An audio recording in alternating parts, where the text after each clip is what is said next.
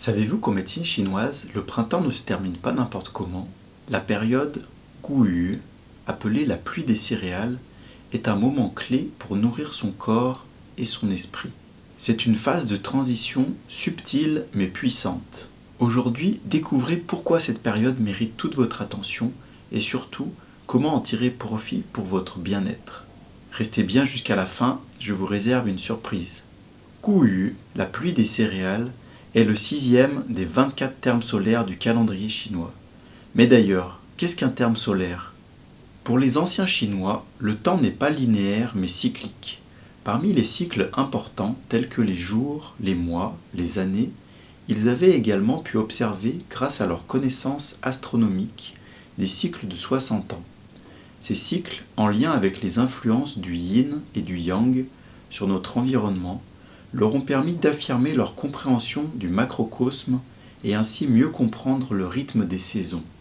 En effet, pour le peuple chinois qui était un peuple d'agriculteurs, il était très important pour eux d'être capables de prévoir de manière assez précise les changements de température, la pluie, la neige, et ainsi s'adapter aux saisons et au climat qui rythmaient leur vie.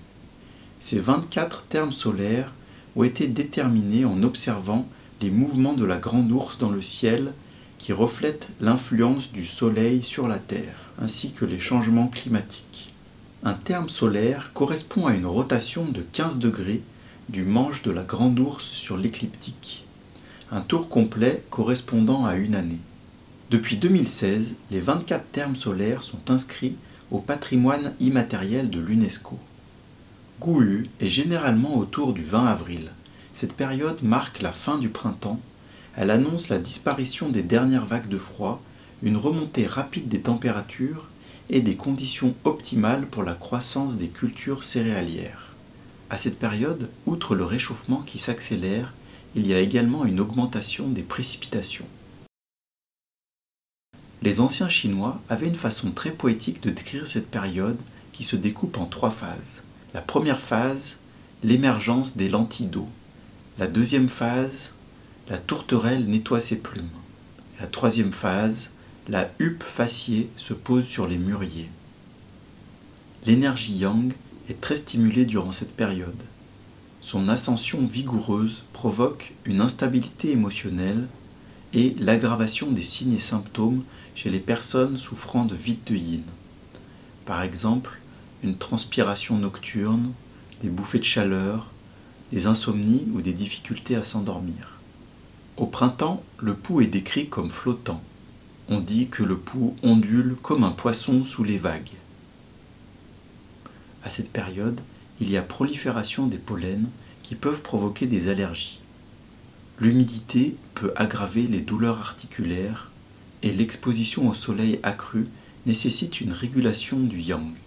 D'une manière générale, on dit qu'à cette période, il faut harmoniser les émotions et renforcer le foie, le cœur et la rate.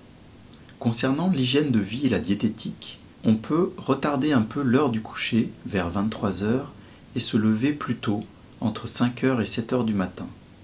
Pour se protéger du froid et de l'humidité, il est conseillé de s'habiller avec des vêtements adaptés et de faire des bains de pieds nocturnes.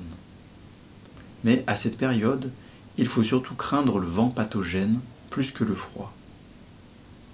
Il est conseillé de faire des exercices doux tels que la marche et le qigong.